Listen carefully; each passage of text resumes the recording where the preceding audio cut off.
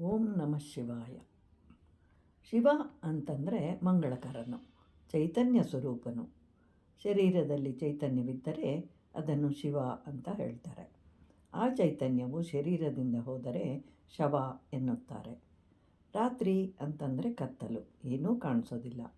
ಶಿವ ಎಂದರೆ ಬೆಳಕು, ರಾತ್ರಿ ಎಂದರೆ ಕತ್ತಲು ಅಥವಾ ಅಜ್ಞಾನ.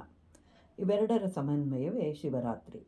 ಆದ್ದರಿಂದ ರಾತ್ರಿ ಎಂಬ ಅಜ್ಞಾನವನ್ನು ಶಿವನಿಂದ ಹೋಗಲಾಡಿಸಿಕೊಳ್ಳುವುದೇ ಶಿವರಾತ್ರಿ, ಅಂದರೆ ಜ್ಞಾನವನ್ನು ಹೊಂದುವುದು ಅಂತ ಅರ್ಥ.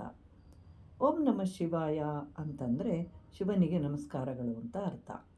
ನಮಃ ಶಿವಾಯ ಎನ್ನುವುದು ಪಂಚಾಕ್ಷರಿ ಮಂತ್ರ. ನ ಅಕ್ಷರವು ನಭಃ ಎನ್ನುವುದರ ಸಂಕೇತ. ನಭಃ ಅಂತಂದರೆ ಆಕಾಶ. ಎರಡನೆಯ ಅಕ್ಷರ ಮ ಎಂದರೆ ಮರುತ್ ಎಂದರೆ ಗಾಳಿ. ಶಿ ಅಂದರೆ ಶಿಕೆಗೆ ಪ್ರತಿರೂಪ. ಶಿಖಿ ಅಂತಂದರೆ ಬೆಂಕಿ.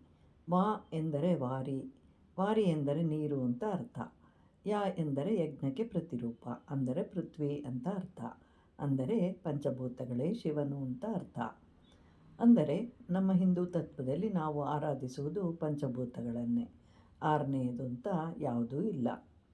ಆದರೆ ಪೃಥ್ವಿ ತತ್ವವೆಂದು ಭೂಮಿಯಲ್ಲಿ ಬೆಳೆಯುವ ಹೂಗಳಿಂದ ಪೂಜಿಸ್ತೇವೆ.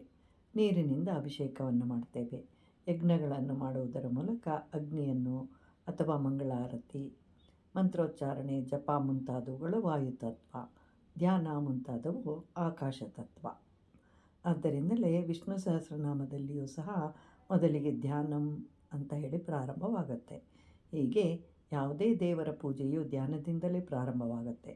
ಹಾಗಾದರೆ ಶಿವತತ್ವ ಎಲ್ಲಿದೆ ಅಂತಂದರೆ ಭೂತತ್ವ, ಅಗ್ನಿ, ವಾಯು, ನೀರು, ಆಕಾಶ ತತ್ವಗಳನ್ನು ದಾಟಿ ಓಂಕಾರವೆಂಬ ಪ್ರಣವನಾದವನ್ನು ಸೇರುವುದೇ ಪರಮಾತ್ಮ, ಅದೇ ಶಿವತತ್ವ.